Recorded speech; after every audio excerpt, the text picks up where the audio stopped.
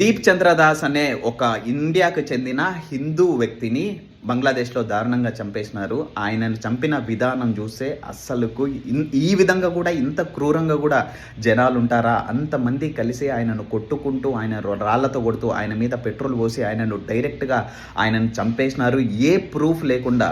నిజంగా ఇంతకు మించిన బాధ అనేది ఎవ్వరికి రాకూడదని నిజంగా మనం కోరుకోవాలి. ఆయన మన దేశానికి చెందిన హిందువా, ముస్లిమా, క్రిస్టియనా అనేది కానే కాదు. ఒక మనిషిని మన దేశానికి చెందిన ఒక మనిషిని చంపేసినారు.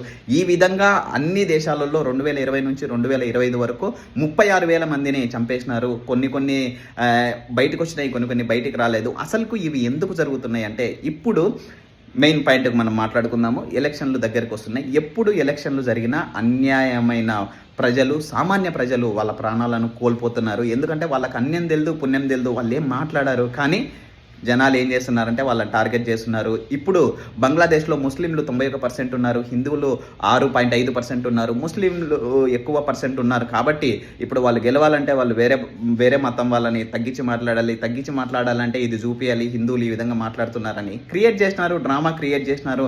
అసలు ఆయనకు అన్యం తెలియదు, పుణ్యం తెలియదు, ఆయన అనలేదు, దానికి ప్రూఫ్ లేదు. అయినప్పటికీ ఆయనను దారుణంగా చంపేసినారు.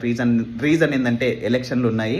ఎలక్షన్లు ఇప్పుడు ఫిబ్రవరి 12వ తేదీ అక్కడ జరుగుతున్నాయి. ఎప్పుడు ఎలక్షన్లు ఉన్నా, ఏ దేశంలో ఎలక్షన్లు ఉన్నా అన్యాయమైన సామాన్య ప్రజలు ప్రాణాలు మాత్రం కోల్పోతున్నారు. దీనివల్ల ఎవరైతే పొలిటీషియన్స్ ఉన్నారో వాళ్ళు లాభపడుతున్నారు. ప్రాణాలు వీళ్ళు అయిపోతున్నాయి, లాభం వాళ్ళు పడుతున్నారు. ఎందుకంటే హిందువు ముస్లింలు చంపితే హిందూ ఎక్కువ పర్సంటేజ్ ఉన్నారంటే వాళ్ళు ఏం చేస్తారు, ముస్లింలు అట్లా చేస్తున్నారు కాబట్టి మనం హిందువుని గెలిపేయాలనుకుంటారు. సేమ్ ఇప్పుడు ముస్లింలు ఏం చేస్తున్నారు, ముస్లింలు హిందువుని చంపేసి వీళ్ళు మన మతం గురించి అట్లా మాట్లాడుతున్నారంటే ఇప్పుడు వీళ్ళందరూ కలిసి ఏం చేస్తారు, యూనిటీ అయ్యి ముస్లిం వాళ్ళని గెలిపేస్తారు. ఇది ప్రపంచవ్యాప్తంగా ఈ విధంగా జరుగుతుంది. ప్రతిసారి ఎలక్షన్లు జరిగిన ప్రతిసారి ఈ విధంగా అన్యాయస్తుల ప్రాణాలు పోతున్నాయి. ఏ రోజైతే ఈ జనాలకు అర్థమవుతుందో ఈ ఎలక్షన్లు కావాలనే ఇట్లా జరుగుతున్నాయి, కావాలనే సామాన్యమైన ప్రాణాలు ఈ వీళ్ళు తీస్తున్నారని ఎప్పుడైతే అర్థమవుతుందో దీప్ చంద్రదాస్ లాంటి ప్రాణాలు ఇంకొకసారి పోవు. జనాలు ఎదురు తిరుగుతారు. ఇది కంపల్సరీగా జరుగుతుంది. అది ఏ మతమైనా ఏ కులమైనా మనకు సంబంధం లేదు. కానీ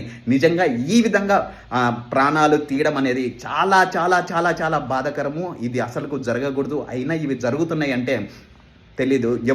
ఎవరో ఫైదా కోసం ఒకరి అన్యాయంగా ఒకరి ప్రాణాలు తీయడం, వాళ్ళు ఎలక్షన్లో గెలవడానికి మన వాళ్ళ ప్రాణాలు, ఒక అన్యాయమైన ఒక మనిషి, అసలుకు సంబంధం లేని మనిషి ప్రాణాలు తీసి వాళ్ళు లాభ పొందడం అని అనుకోవడం అనేది నిజంగా చాలా బాధాకరం. ఇటువంటివి జరగకూడదు.